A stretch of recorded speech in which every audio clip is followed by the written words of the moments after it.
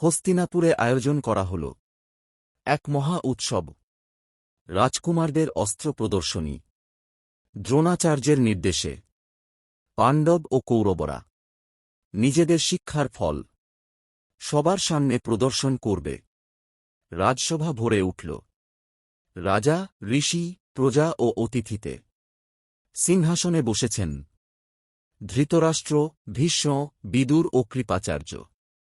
প্রথমে একে একে কৌরবরা অস্ত্র প্রদর্শন করল, কিন্তু কেউই বিশেষ আলোড়ন তুলতে পারল না। এরপর এলো পাণ্ডবদের পালা। ভীম দেখালেন অতুলনীয় শক্তির নিদর্শন। নকুল, সহদেব দেখালেন তলোয়ার ও বুদ্ধির কৌশল। সবশেষে মাঠে নামলেন অর্জুন। তীরের পর তীর লক্ষ্যভেদে নিখুঁতভাবে বসতে লাগল। আকাশে, মাটিতে, চলমান লক্ষ্যে কোথাও ভুল নেই। রাজসভা বিস্ময়ে স্তব্ধ। দ্রোণাচার্য ঘোষণা করলেন, অর্জুনই আমার শ্রেষ্ঠ শিষ্য। ঠিক তখনই এক বজ্রকণ্ঠ শোনা গেল, এমন কীর্তি আমি আরও ভালোভাবে দেখাতে পারি।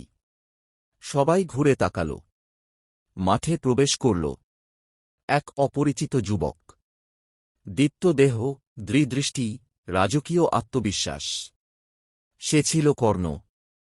কর্ণ অর্জুনের সমান কীর্তি দেখাল, কিছু ক্ষেত্রে তাকে ছাড়িয়েও গেল। রাজসভা হতবাক। কিন্তু প্রশ্ন উঠল, তোমার পরিচয় কি? দ্রৌপদীর হাসি থেমে গেল।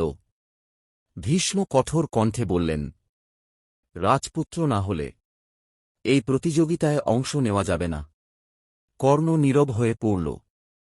ঠিক তখনই এগিয়ে এল দুর্যোধন।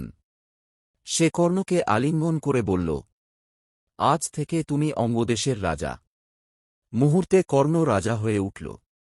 এই দিনই দুর্যোধন পেল এক অমূল্য বন্ধু, আর পাণ্ডবরা পেল ভবিষ্যতের এক ভয়ঙ্কর প্রতিদ্বন্দ্বী।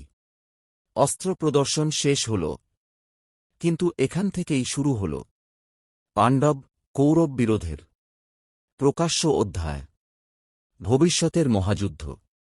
এদিনই প্রথম রাজসভায় আত্মপ্রকাশ করল